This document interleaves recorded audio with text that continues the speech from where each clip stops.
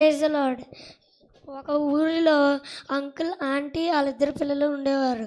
అప్పుడు అంకుల్ వాళ్ళిద్దరు పిల్లలు స్కూల్కి పనులకి వెళ్ళిపోయారు.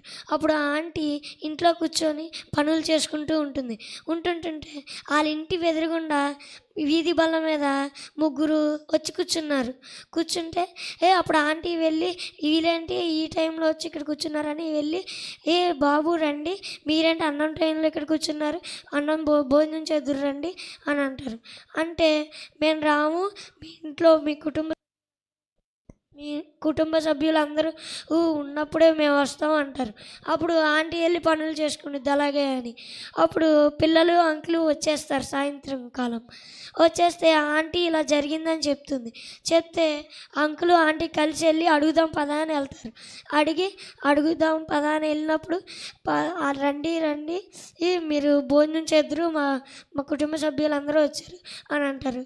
అంటే మేము ముగ్గురు రాము, మేము ముగ్గురు ఒకరిమే వస్తాం, వాళ్ళ ముగ్గురు పేర్లు లవ్, సక్సెస్, మనీ. వాళ్ళ ముగ్గురు రావు, మేము ముగ్గురులో ఒకరిమే వస్తాం, మీరే ఒకరినే ఎంచుకొని తీసుకెళ్ళాలి అని అంటారు. అప్పుడు అంకుల్ అంటారు, మనీనే ఎంచుకుందాం, మనం పొద్దున్నుంచి సాయంకాలం వరకు పనులు చేస్తే కానీ మనకి మనీ రావట్లేదు కదా, మనీనే ఎంచుకుందాం అంటారు.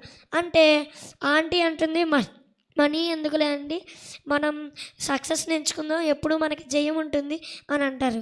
అంటే అప్పుడు వీళ్ళిద్దరూ కాదని వాళ్ళ బాబు వచ్చి, ఇది మనీ సక్సెస్ కాదు, మనం లవ్నే ఎంచుకుందాం అంటారు. అయితే ఓకే అని ఎంచుకొని లవ్నే తీసుకెళ్తుంటుంటే వాళ్ళిద్దరు కూడా వస్తారు. ఏంటి మేము లవ్నే ఎంచుకున్నాం కదా, మీ ఇద్దరు కూడా ఎందుకు వచ్చారని అన్నారు. మీరు సక్సెస్ని ఎంచుకొని ఉంటుంటే సక్సెస్ ఒకటే వచ్చేది, మీరు మనీని ఎంచుకొని ఉంటే మనీ ఒకదే వచ్చేది, లవ్ని ఎంచుకున్నారు కాబట్టి మేమిద్దరం కూడా వచ్చాం.